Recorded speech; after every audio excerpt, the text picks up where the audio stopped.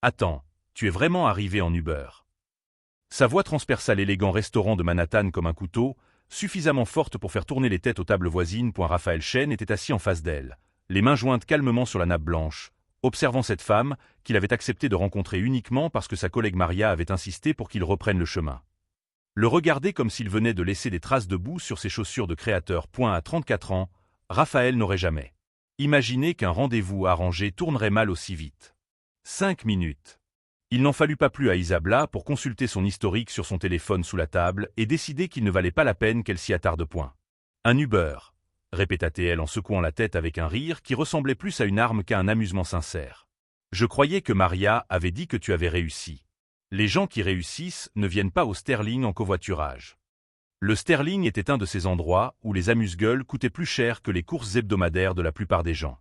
Des lustres en cristal pendaient au plafond voûté, et chaque serveur se déplaçait avec la précision de quelqu'un qui savait exactement combien d'argent il y avait à chaque table. Raphaël avait choisi un simple costume bleu marine, bien coupé mais sobre.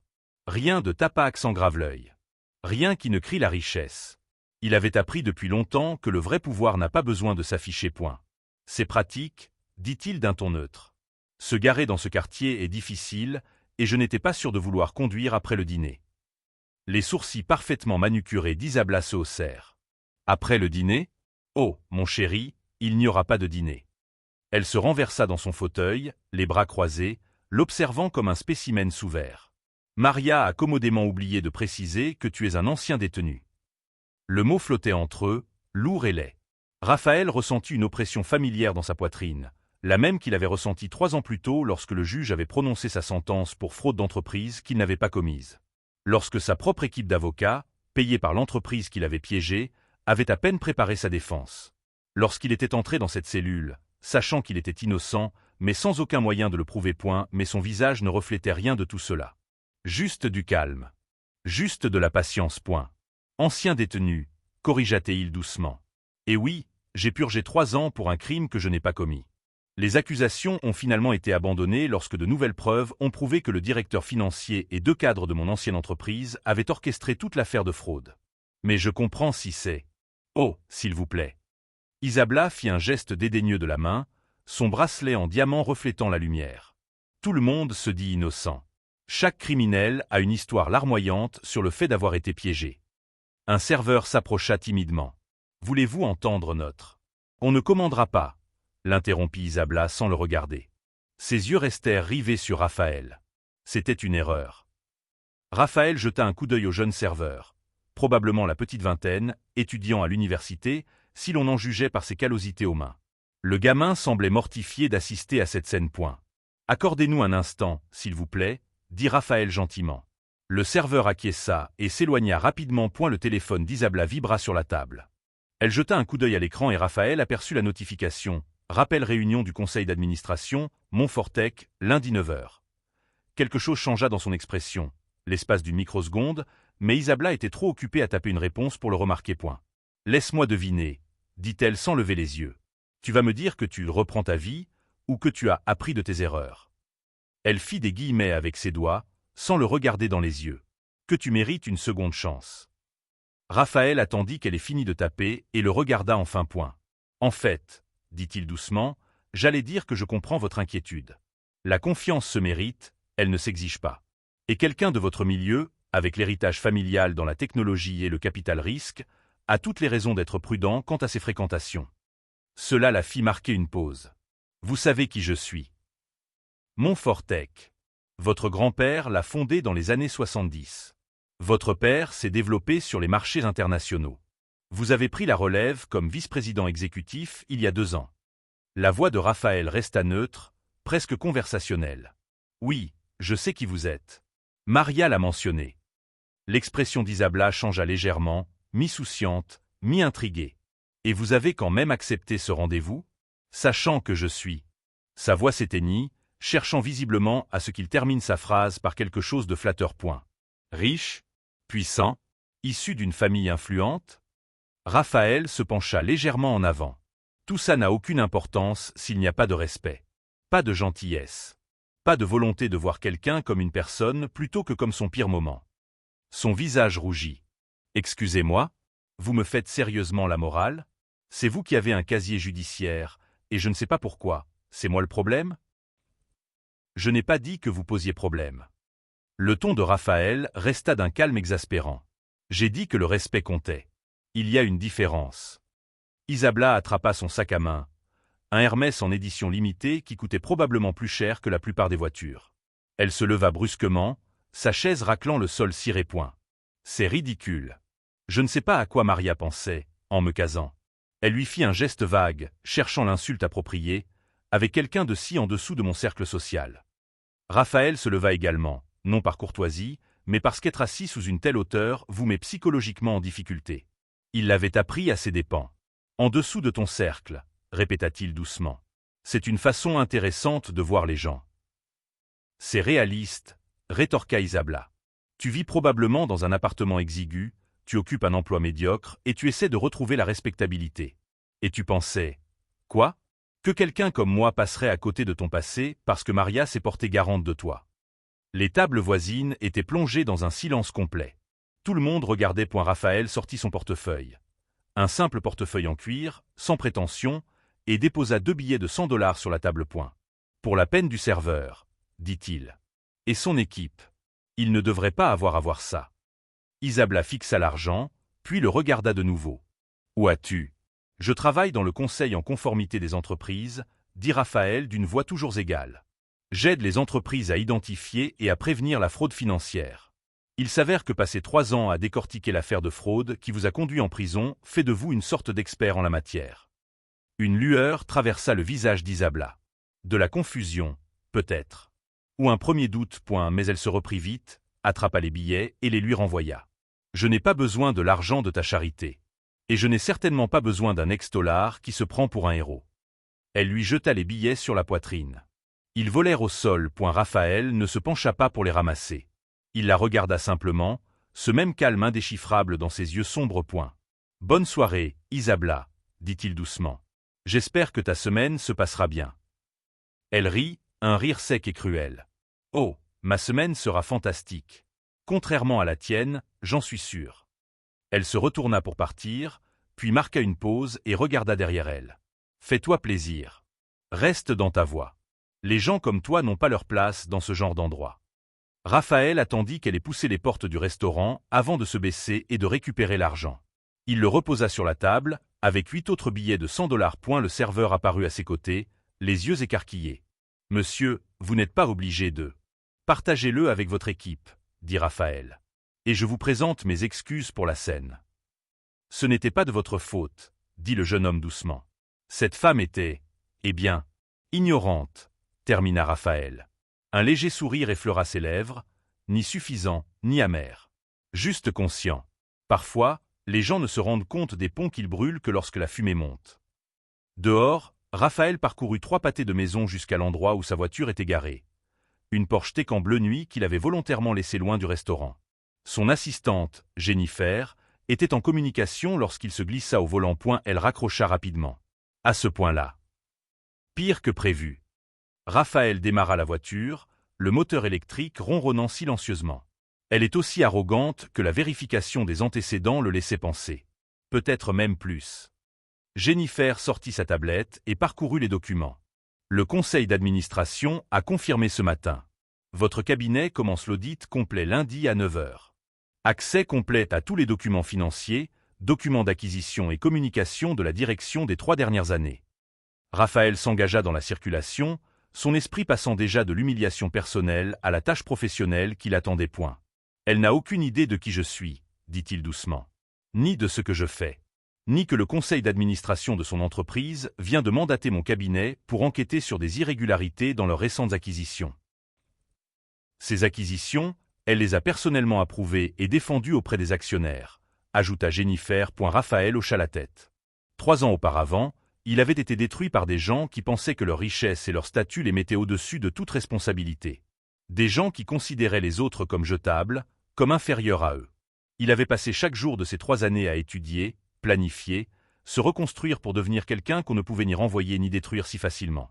Si Isabella Montfort avait pris la peine de demander à Raphaël quel type de conseil en conformité il exerçait, elle aurait peut-être appris que son cabinet était spécialisé dans l'analyse financière forensique pour les entreprises du Fortune 500.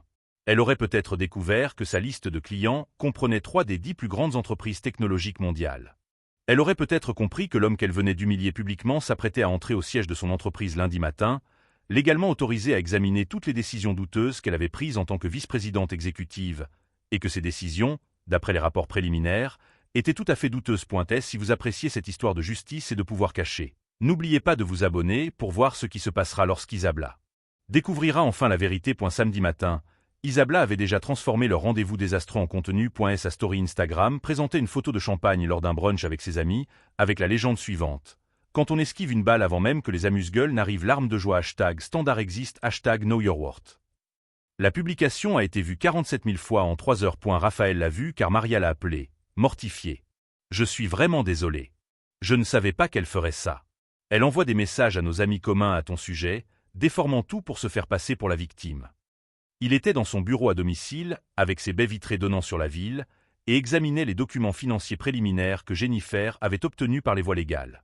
Les acquisitions de Montfortec au cours des 18 derniers mois révélaient des irrégularités qui ont réveillé son instinct de jury comptable. Ce n'est pas grave, dit Raphaël, la mâchoire légèrement crispée.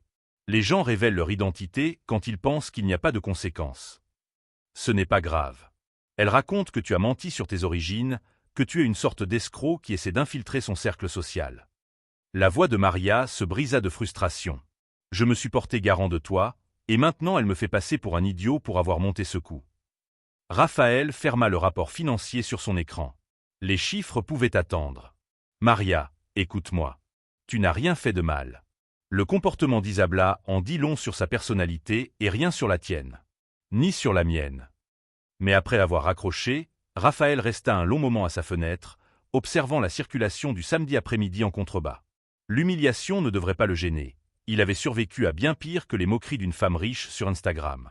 Pourtant, la cruauté désinvolte d'Isabla, sa certitude absolue de pouvoir juger et écarter les gens sans conséquence, touchait à une vieille blessure. 3 ans et 2 mois auparavant. Raphaël était assis dans une salle d'audience pendant que son ancien patron témoignait qu'il avait orchestré une fraude de 12 millions de dollars. L'homme l'avait regardé droit dans les yeux et avait menti avec l'assurance de quelqu'un qui savait que le système protégeait les gens comme lui. Des gens riches, des relations et le bon nom de famille. Raphaël était l'auditeur interne de l'entreprise, celui qui avait découvert la fraude. Il avait signalé l'affaire par les voies légales, tout documenté méticuleusement et cru naïvement que la vérité compterait. A eu lieu de cela, ils avaient fait de lui le bouc émissaire. Ils avaient fabriqué des preuves, supprimé ses documents de protection et l'avaient dépeint comme un employé mécontent qui volait l'entreprise qu'il était censé protéger. Son avocat commis d'office était surmené et sous-payé, et la famille de Raphaël n'avait pas les moyens de se payer une représentation juridique efficace. Les années de prison avaient été brutales, d'une brutalité dont il n'avait jamais parlé. Non pas à cause de la violence, même si elle existait, mais à cause du poids psychologique d'être innocent dans un lieu conçu pour les coupables. Chaque jour lui donnait l'impression de se noyer dans un système qui se fichait de la vérité, se contentant de clore les dossiers et d'avancer. Son téléphone vibra. Un message d'un numéro inconnu avec une capture d'écran. La conversation privée d'Isabla, divulguée par quelqu'un qui semblait en désaccord avec son comportement. Isabla, l'ex-dollar pensait vraiment avoir une chance avec moi. Vous imaginez? Ami 1, attendez, il a vraiment fait de la prison. Isabla, 3 ans pour fraude. Probablement pour avoir volé son entreprise. Ces gens ont toujours des excuses. Ami 2, et Maria a piégé ça? À quoi pensait-elle? Isabla, honnêtement, je remets en question son jugement. Genre, lis bien la pièce, Maria. On ne fréquente pas les criminels. Les mains de Raphaël se crispèrent sur son téléphone. Non pas par colère contre Isabla, il s'y attendait de sa part. Mais le voir écrit, partagé avec son entourage, se servant de son pire moment comme d'un divertissement. Cela le ramena dans ce parloir de prison où sa mère avait pleuré, demandant ce qu'ils avaient fait à son fils qui avait toujours respecté les règles. Jennifer apparut dans l'embrasure de la porte de son bureau.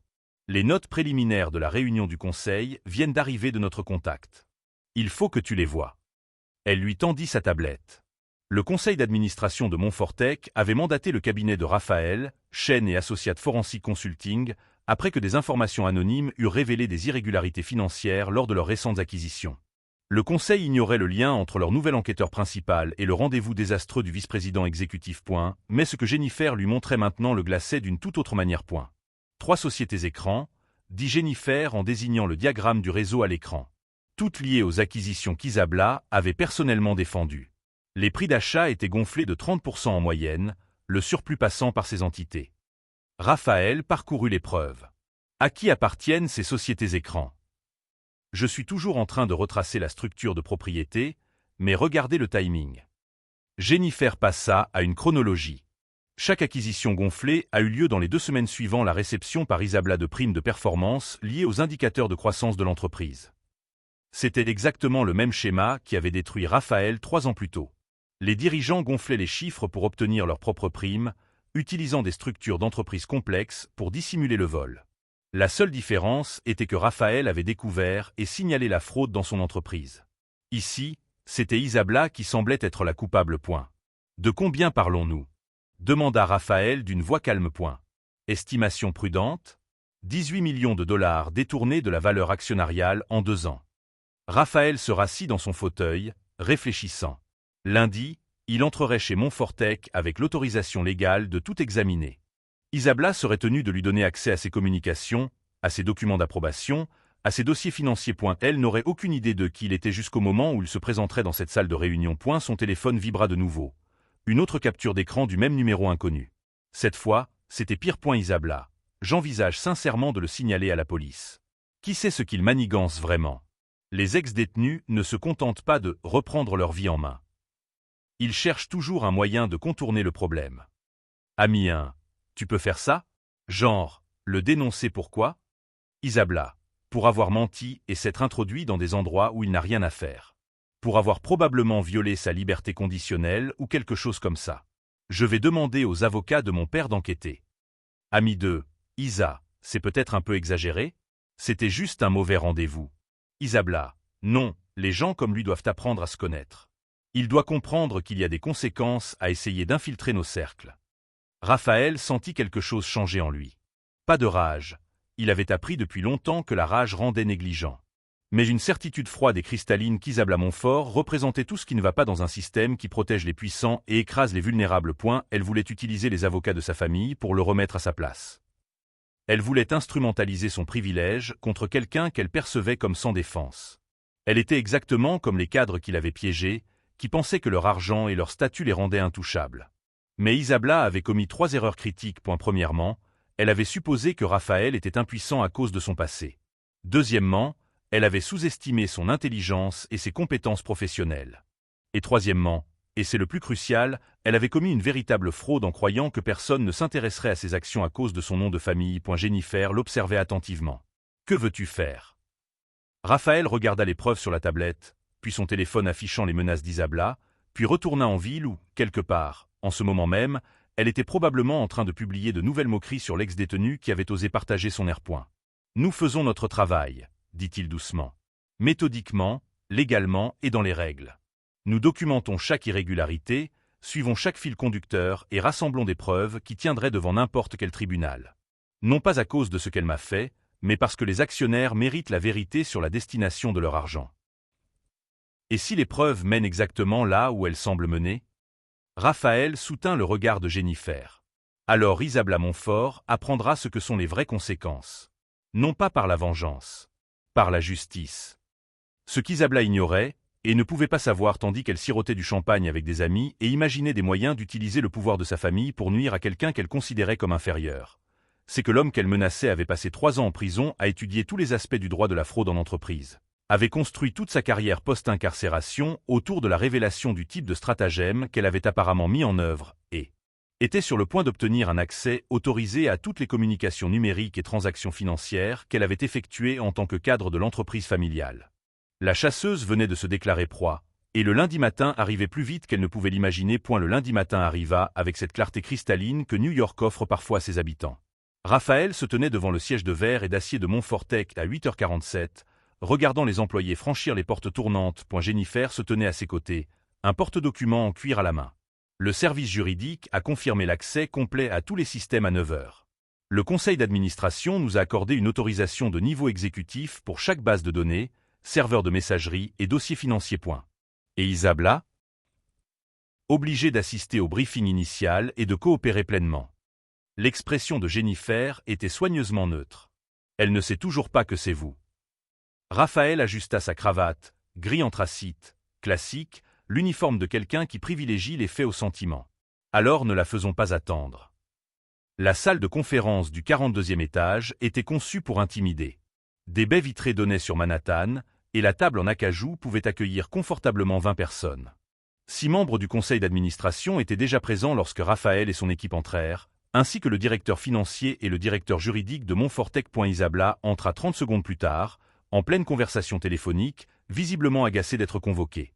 Elle portait un tailleur-pantalon de créateur qui coûtait probablement plus cher que le loyer mensuel de la plupart des gens, ses cheveux tirés en arrière en une queue de cheval sévère qui soulignait ses pommettes saillantes. Je me fiche de ce que disent les projections, Marcus. Dis-leur qu'on avance avec. Elle leva les yeux et tout son corps se raidit. Raphaël se tenait en bout de table, son ordinateur portable ouvert, le projecteur affichant déjà le logo Chaîne et Associates. Le téléphone glissa des mains d'Isabella, claquant sur le sol ciré. Toutes les têtes dans la salle se tournèrent vers elle. Madame Montfort, dit le président du conseil d'administration, Richard Brennan, avec inquiétude. Vous allez bien? Le visage d'Isabella avait viré au bleu en quelques secondes. Sa bouche s'ouvrit, se referma, se rouvrit. Aucun son ne sortit. Raphaël la regarda avec le même calme indéchiffrable de vendredi soir. Bonjour, Madame Montfort. Je suis Raphaël Chaîne, consultant principal en investigation judiciaire chez Chaîne et Associates. Nous allons mener un audit complet des activités d'acquisition de Montfortech au cours des 3 dernières années. Votre entière coopération a été autorisée par le conseil d'administration. Vous. La voix d'Isabella se brisa. Elle s'éclaircit la gorge, essayant de retrouver son calme. Vous ne pouvez pas être sérieux. Je vous assure, nous sommes tout à fait sérieux, dit Richard, les regardant l'un après l'autre avec confusion. Madame Montfort, connaissez-vous Monsieur Chaîne? La salle était plongée dans un silence total. Raphaël voyait l'esprit d'Isabella s'emballer, cherchant comment gérer cette situation sans révéler leur précédente rencontre, sans admettre qu'elle avait passé la nuit de vendredi à se moquer de lui sur les réseaux sociaux. Nous nous sommes rencontrés, parvint à dire Isabella d'une voix tendue. Brièvement. Je ne connaissais pas sa profession. Le cabinet de Monsieur Chaîne est spécialisé dans l'analyse financière forensique, expliqua le directeur juridique. Ils ont travaillé avec certaines des plus grandes entreprises technologiques du pays. Leurs références sont irréprochables. Les yeux d'Isabella se plissèrent dangereusement. Raphaël la voyait presque changer de stratégie, passant de la surprise à la contre-attaque. J'en suis sûr. Mais je dois m'interroger sur l'éthique de quelqu'un avec un casier judiciaire menant des enquêtes confidentielles sur des entreprises. La température dans la pièce baissa de 10 degrés. Richard se pencha en avant. Pardon? Monsieur Chaîne est un ancien détenu, dit Isabella, retrouvant un peu d'assurance. Il a purgé 3 ans de prison pour fraude. Je ne pense pas que cela le rende qualifié pour auditer les finances de notre entreprise. En fait, je pense qu'il s'agit d'un grave conflit d'intérêts. Raphaël s'y attendait. Il savait, dès qu'il avait accepté cette mission, qu'Isabella utiliserait son passé comme une arme si jamais elle découvrait qui il était. Il resta parfaitement immobile, l'air inchangé. Jennifer, cependant, prit la parole. Madame Montfort, Monsieur Chaîne a été condamné à tort, puis innocenté, des preuves ayant démontré qu'il avait été victime d'un coup monté par des dirigeants de son ancienne entreprise. Les accusations ont été abandonnées, son casier judiciaire effacé et il a reçu des excuses officielles de l'État. Toutes ces informations sont publiques et ont été examinées en détail par votre conseil d'administration avant que notre cabinet ne soit retenu. L'expression de Richard était devenue froide. Madame Montfort, je connais le passé de Monsieur Chaîne. Contrairement à vous, apparemment, j'ai lu le dossier de son cabinet. Le fait qu'il ait identifié une fraude dans sa propre entreprise, l'ait signalé, puis ait été désigné comme bouc émissaire le rend particulièrement qualifié pour ce travail. Son expérience lui donne une vision que les auditeurs conventionnels n'ont pas. Le visage d'Isabella rougit. Avec tout le respect que je vous dois, Richard, je ne pense pas. Le conseil d'administration a pris sa décision, l'interrompit Richard. Monsieur Chaîne et son équipe ont toute autorité pour mener cet audit. Votre coopération n'est pas facultative, Isabella. Elle est obligatoire. Raphaël prit enfin la parole, d'une voix calme et professionnelle. Madame Montfort, je comprends vos inquiétudes. Si vous souhaitez demander un autre enquêteur principal, le Conseil peut l'envisager. Cependant, cela pourrait retarder l'audit de plusieurs semaines, le temps de préparer un remplaçant. C'était une offre calculée. Tout retard signifiait plus de temps pour dissimuler ou détruire les preuves. Isabella le savait, et Raphaël savait qu'elle le savait. Ce ne sera pas nécessaire, dit Isabella, les dents serrées. Je n'ai rien à cacher. Finissons-en. Pendant les 4 heures qui suivirent, Raphaël et son équipe menèrent des entretiens préliminaires et établirent le cadre de leur enquête. Isabla resta assise pendant tout ce temps, les bras croisés, irradiant d'hostilité. Chacune de ses réponses était en apparence coopérative, mais teintée de mépris. Lors de la pause déjeuner, Isabla coinça Raphaël dans le couloir devant la salle de conférence. Jennifer s'écarta avec tact, tout en restant à portée de vue. Vous avez planifié ça, siffla Isabla d'une voix basse et venimeuse. Vous saviez qui j'étais dans ce restaurant. Vous étiez au courant de cette audite. Toute cette histoire est une sorte de vengeance, car je vous ai rejeté. Raphaël se tourna vers elle. Madame Montfort, j'ai accepté le rendez-vous arrangé de vendredi. Cette audite a été commandée par votre conseil d'administration il y a 2 semaines. À moins que vous ne pensiez que j'ai le pouvoir de manipuler les conseils d'administration pour qu'ils embauchent mon cabinet en raison de potentielles déceptions amoureuses futures, la chronologie ne corrobore pas votre théorie. Ne jouez pas avec moi, rétorqua-t-elle. Je sais ce que vous faites. Vous essayez de détruire ma réputation parce que j'ai percé à jour votre jeu. Mon jeu, répéta Raphaël doucement. Vous voulez dire celui où je vous ai dit la vérité sur mon passé, mon travail et ma condamnation injustifiée? Ce jeu-là? Les yeux d'Isabla brillèrent de rage. Tu te crois si malin, n'est-ce pas? Venir ici avec ton équipe et ton autorité. Mais je connais des gens, Raphaël. Des gens importants. Ma famille a bâti cette entreprise. Un coup de fil et je peux faire résilier ton contrat. Tu pourrais essayer, reconnut Raphaël. Mais le conseil d'administration nous a embauchés précisément parce qu'il soupçonne des irrégularités financières dans des acquisitions que tu as personnellement approuvées. Licencier les auditeurs ne ferait que confirmer ces soupçons. Ta famille a peut-être bâti cette entreprise, mais les actionnaires en sont désormais propriétaires. Et ils se soucient de leurs investissements, pas de l'héritage familial. L'espace d'un instant, une pointe de peur traversa le visage d'Isabla. Puis elle s'approcha, sa voix baissant à peine au-dessus d'un murmure. Je vais t'enterrer, dit-elle. Tu crois savoir ce qu'est le pouvoir parce que tu as passé quelques années en prison et que tu en es ressorti avec une société de conseil? J'ai accès à des ressources que tu n'imagines même pas. Avocat, enquêteur, contact dans les médias. Quand j'aurai terminé, personne n'engagera ton cabinet pour auditer un stand de limonade.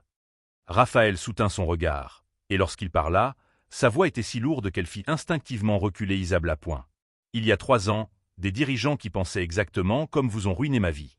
Ils croyaient que leur pouvoir les rendait intouchables. Ils ont utilisé le système pour écraser quelqu'un qui menaçait leur plan. Ils pensaient que je serais oublié, mis à l'écart, sans importance. Il marqua une pause, le temps de réfléchir. Ils avaient tort. Et si vous avez réellement commis la fraude que notre enquête préliminaire suggère, vous découvrirez à quel point ils avaient tort. Il s'éloigna avant qu'elle puisse répondre, laissant Isabla debout dans le couloir, tremblante de rage et de ce qui aurait pu être les prémices d'une véritable peur. Ce soir-là, Jennifer étala des documents sur le bureau de Raphaël. Les preuves s'accumulaient plus vite qu'il ne l'avait prévu. Elle panique, dit Jennifer. Nous avons signalé des transactions suspectes pour examen, et en moins de 2 heures, elle a essayé d'accéder au serveur de sauvegarde. Le service informatique l'a surprise en train de télécharger des emails archivés des périodes concernées. Raphaël leva brusquement les yeux. Elle essaie de détruire des preuves. Ou de les examiner pour préparer sa défense. Quoi qu'il en soit, elle sait qu'on est sur la bonne voie. Jennifer afficha un diagramme de réseau sur sa tablette. Et regardez ça, on a retracé la propriété de la société écran. Ça passe par 3 niveaux de structure d'entreprise, mais le bénéficiaire ultime est une fiducie. Laissez-moi deviner, dit Raphaël. La fiducie d'Isabla? Celle de son frère, en fait. Marcus Montfort. Il est répertorié comme investisseur silencieux dans les entreprises acquises. Chaque prix d'achat gonflé fait transiter de l'argent par des entités qu'il détient partiellement. Isabla approuve les acquisitions, les prix sont gonflés et les participations de son frère prennent de la valeur. Raphaël se rassit, réfléchissant. Fraude familiale. Ils volent les actionnaires de leur propre entreprise pour s'enrichir personnellement. Et la structure des bonus d'Isabla signifie qu'elle profite directement de l'apparence de croissance de l'entreprise, même si cette croissance est artificiellement gonflée. Jennifer secoua la tête. C'est une fraude classique. Le genre de fraude qui vaut des peines de prison au cadre. L'ironie n'échappa pas à Raphaël. Il avait été emprisonné pour une fraude qu'il n'avait pas commise. Isabla avait commis une véritable fraude et allait subir des conséquences qu'elle n'aurait jamais imaginées. Son téléphone vibra. Un autre message du numéro inconnu qui avait divulgué les conversations de groupe d'Isabla. Cette fois, La capture d'écran montrait une conversation datant de plus tôt dans la journée. Isabla. Urgence. C'est l'auditeur du rendez-vous arrangé qui enquête sur nous. Il sait tout. Marcus, qu'est-ce qu'il sait vraiment? Isabla. Trop. Il faut mettre un terme à cette affaire. Les avocats de mon père, la pression des médias, tout ce qu'il faudra. Marcus, pouvez-vous accéder aux preuves avant qu'il ne les présente au conseil d'administration? Isabla, j'ai essayé. Le service informatique m'a bloqué. Il faudrait peut-être envisager des options plus agressives. Ami inconnu, Isa, que signifie option agressive? Tu me fais peur. Isabla, cela signifie que les ex-détenus sont faciles à discréditer. Surtout lorsqu'ils portent des accusations contre des familles établies. Raphaël a transmis les captures d'écran à Richard Brennan avec un message simple. Vous devriez voir ça. Ce qu'Isabla ne réalisait pas, et qu'elle ne parvenait pas à comprendre, tant elle était paniquée et furieuse, c'est que chaque tentative d'obstruction à l'enquête, chaque menace, chaque tentative de destruction de preuves ne faisait que renforcer les accusations contre elle. Raphaël avait passé 3 ans à apprendre précisément comment fonctionnent les enquêtes sur les fraudes en entreprise, comment s'établissent les chaînes de preuves, comment les empreintes numériques sont suivies. Il savait que la dissimulation était souvent plus accablante que le crime initial. Et tandis qu'Isabla s'efforçait de se protéger en utilisant les mêmes tactiques qu'il avait autrefois détruites, elle documentait méticuleusement sa propre culpabilité d'une manière qu'aucun avocat ne pouvait expliquer.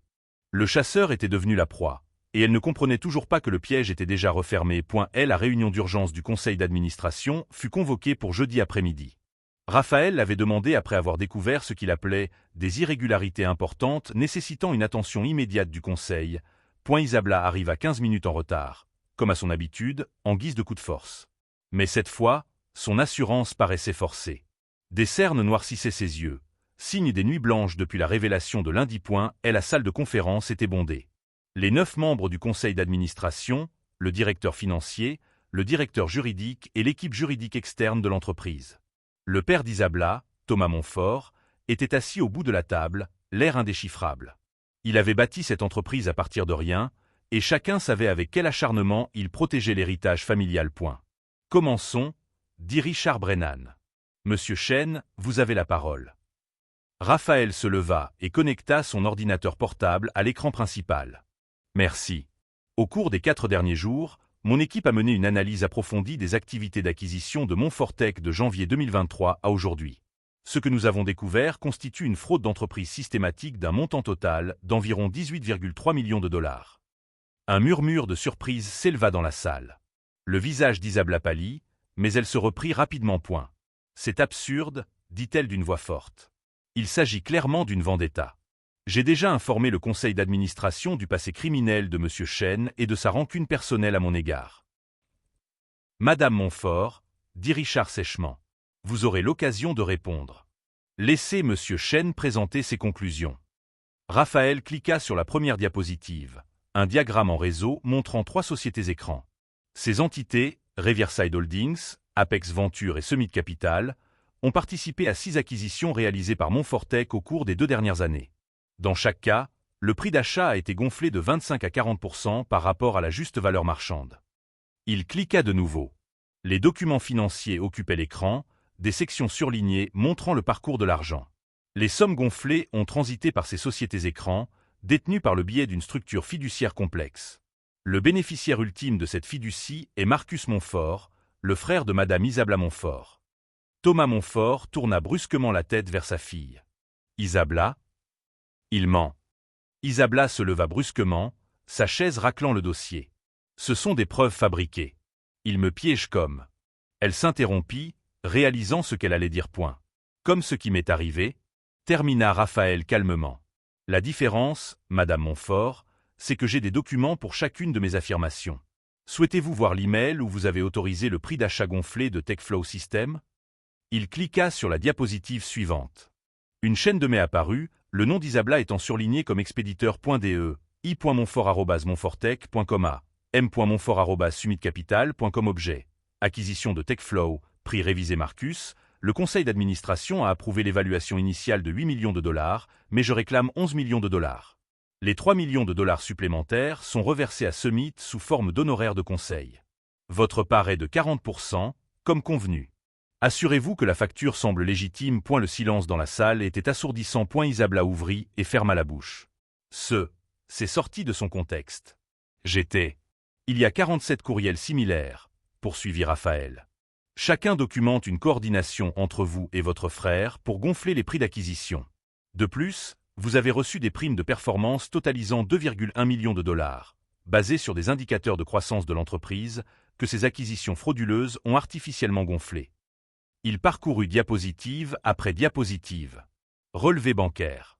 Virements. Notes internes où Isabella avait fait pression sur l'équipe d'évaluation pour qu'elle augmente ses évaluations. SMS entre elle et Marcus, discutant de la manière de structurer les transactions pour éviter d'être repéré. Le visage de Thomas Montfort était passé du pâle au rouge. Vous avez volé nos actionnaires? Notre entreprise? Votre propre famille? Je n'ai rien volé.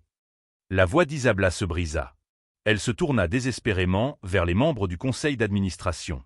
Vous allez croire un ex-détenu plutôt que moi? Plutôt qu'un Montfort?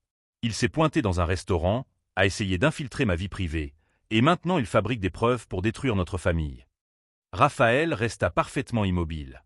Madame Montfort, j'ai les journaux informatiques montrant que vous avez tenté d'accéder à des emails archivés et de les supprimer lundi soir après notre première réunion. J'ai la récupération forensique de ces messages supprimés, ce qui ne fait que confirmer la fraude. J'ai également le témoignage de 3 employés de votre division qui ont subi des pressions pour approuver des évaluations gonflées contre leur jugement professionnel. Jennifer s'avança et tendit des dossiers à chaque membre du conseil d'administration. Ces dossiers contiennent l'ensemble des preuves, y compris la documentation relative à la chaîne de traçabilité, la vérification par un tiers de toutes les créances financières et une analyse juridique confirmant que ces actions constituent une fraude boursière, une fraude électronique et un manquement à une obligation fiduciaire. Isabella jeta un regard égaré autour de la table, ne voyant que des regards froids et du dégoût. Son regard se posa sur son père. « Papa, s'il vous plaît. Vous n'arrivez pas à croire.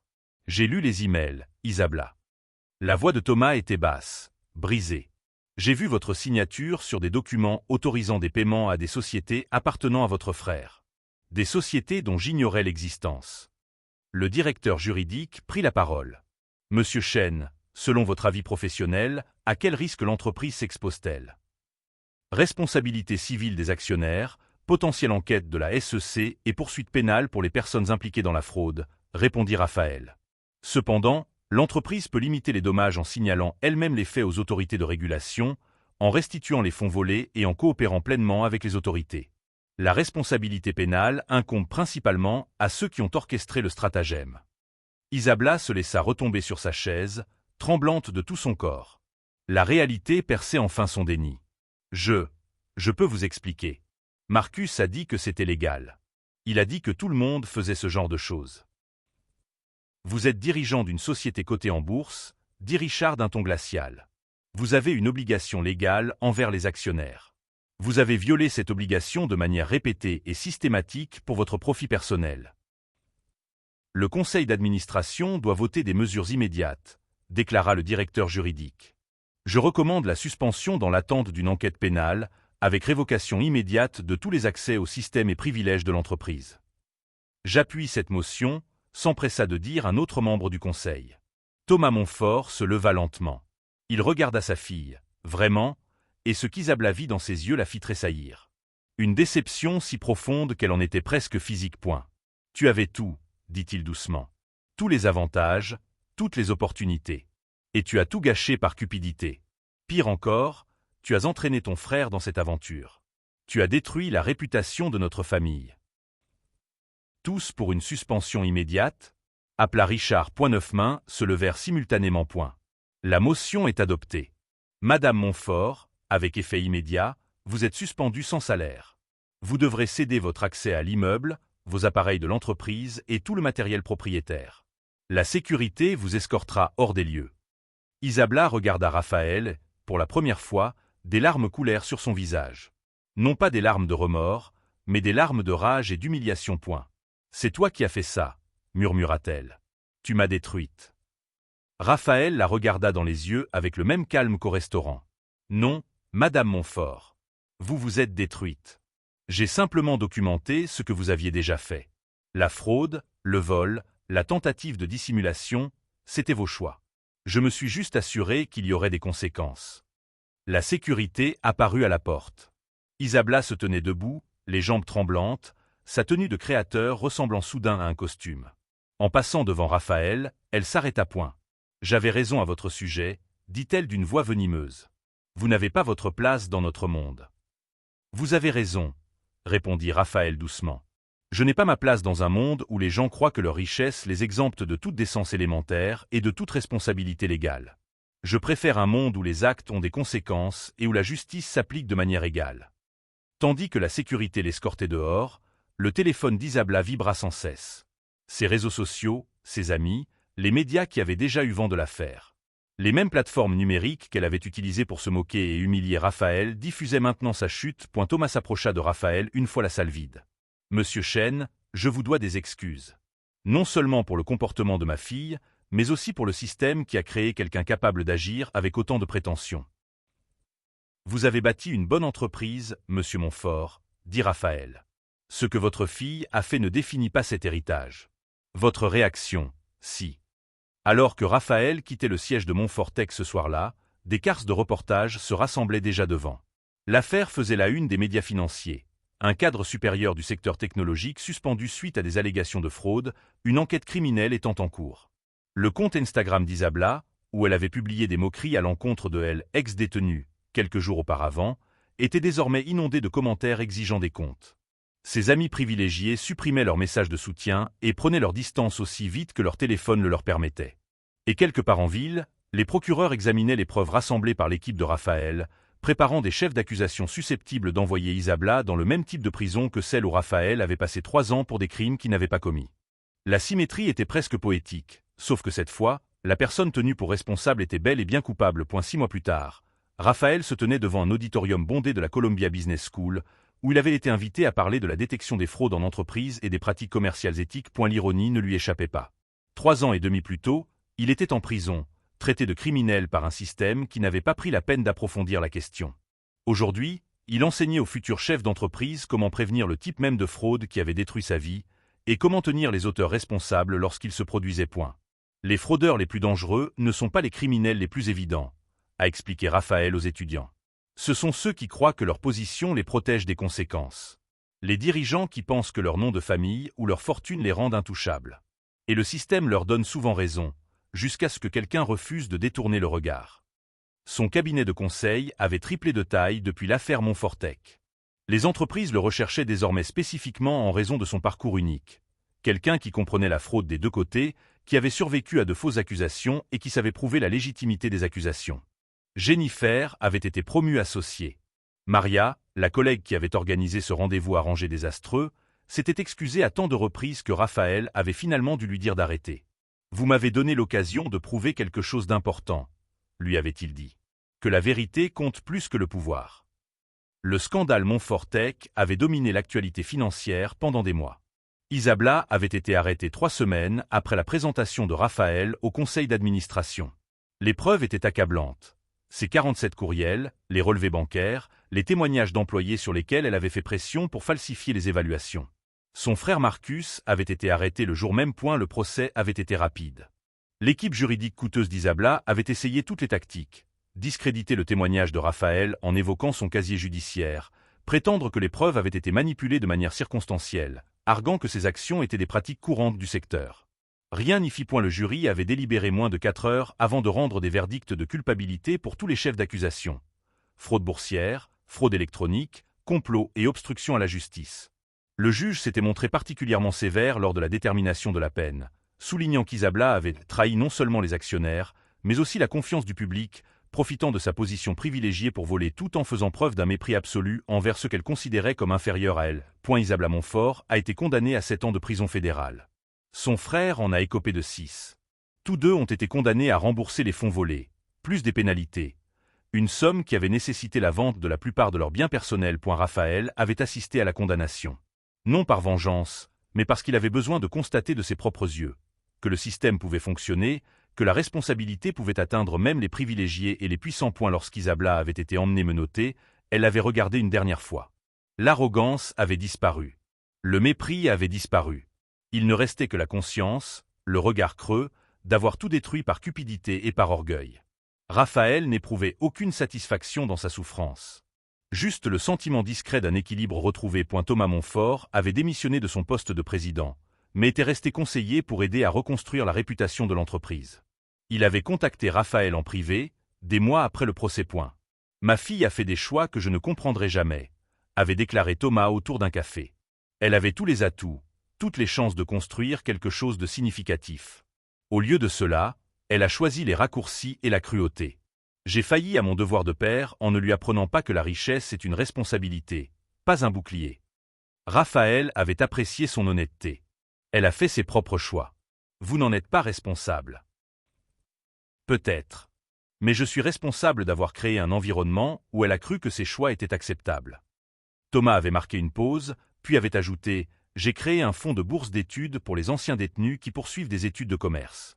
Je l'ai baptisé de votre nom, si vous le souhaitez. » Raphaël avait été stupéfait. « Monsieur Montfort, ce n'est pas nécessaire. »« C'est nécessaire pour moi, » avait insisté Thomas. « Vous avez transformé la souffrance en but.